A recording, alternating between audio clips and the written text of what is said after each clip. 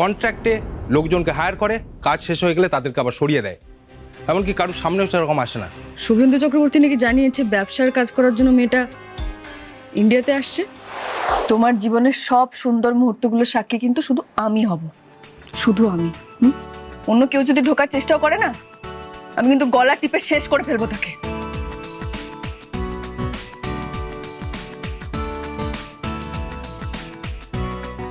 কি হলো?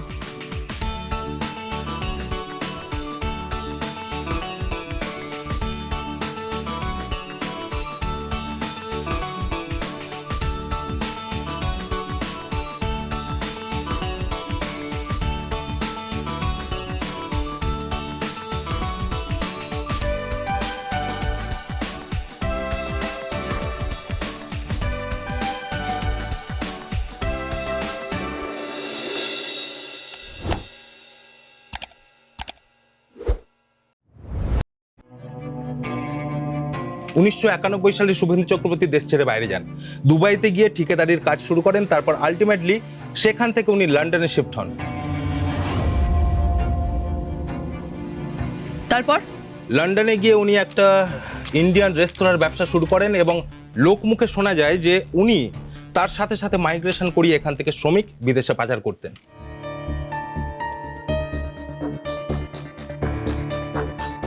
ভুয়ো পাসপোর্ট বানিয়ে অনেক সস্তা শ্রমিককে পৃথিবীর নানা দেশে পাচার করতেন এবং এই বেআইনি টাকা দিয়েই উনি ওনার পরে হোয়াইট কলার বিজনেস এম্পায়ার দাঁড় করান। আলটিমেটলি উনি এই অপরাধের জগৎটাকে আড়াল করে একজন বিজনেস টাইকুন আজ। ওনার অপরাধ থেকে কখনোই কারোর সামনে আসতে দেননি, এমনকি ওনার নামে একটা সিঙ্গেল ডায়েরি পর্যন্ত নেই পুলিশের কাছে। Interesting. He is very dangerous. Yes ma'am, কিন্তু ওনার চেয়ে আরেকজন ডেঞ্জারাস আছেন। কে? His daughter.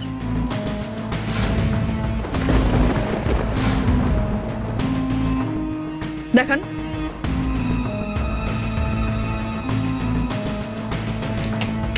এই যে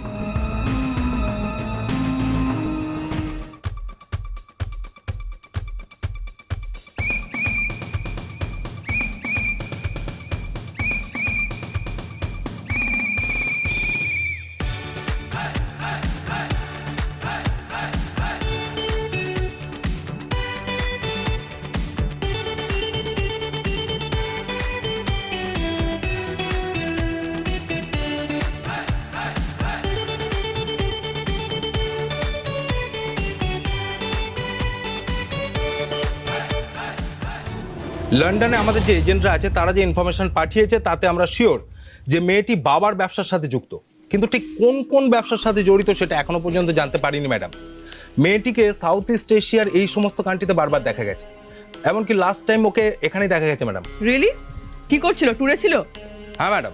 সাউথ ইস্ট এশিয়ান কান্ট্রিগুলোতে কি করে বারবার মেয়েটা? সেটাই তো জানার দরকার। এমনকি মাসের মধ্যে 7 থেকে 10 দিন এই সমস্ত কান্ট্রিতেই থাকে। কি? হ্যাঁ ম্যাম, এমনকি ওর কাছের লোকেরাও জানে না যে মেয়েটি কি ব্যবসা করে।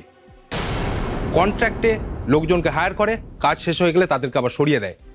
এমনকি কারোর সামনেও সেরকম আসে না।